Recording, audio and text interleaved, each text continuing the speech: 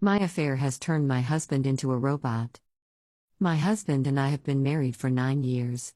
3 years ago, right before the pandemic, I had an affair with one of my coworkers. At the time, my husband was working in consulting and was constantly traveling. I was only seeing him about a few days every month, and would go multiple months without seeing him sometimes. Couple that with the fact that I was pregnant at the time, I was already in a terrible state. My coworker convinced me that my husband was cheating on me. She told me that there was no way a man was able to spend that much time away from his wife without looking for the company of other women. I know how pathetic it is that I let her manipulate me like that, but at the end of the day, the fault lies with me. It was my job to protect my marriage, and I was the one who failed.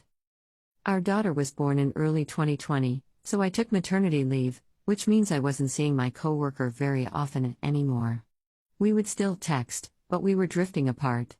Then the lockdowns hit, and suddenly, my husband wasn't traveling very much anymore. Seeing him around the house, caring for our newborn, and just being the wonderful husband he's always been made me feel incredibly regret.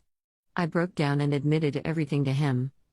I still remember the way his face just melted. He was smiling at the beginning of the conversation, but by the end, he was just expressionless. He wasn't angry, he didn't cry, he just sat there. He asked me if our daughter was his, and I promised him that it was, since I'd never been with any man besides him. He told me that he wanted a paternity test anyway just to be sure, and I agreed. He then just stood up and went to sleep with our daughter. I knew I had to give him some space, but the whole thing was eating at me. I came to him and told him that I had blocked my affair partner on everything and told her that we could no longer speak. I also told him how I had quit my job. That last part was something we had discussed before the pandemic anyway, so I could take care of our daughter, but with both of us working from home, we didn't think it was necessary. He told me I didn't need to do that, but I told him that I couldn't be around her anymore.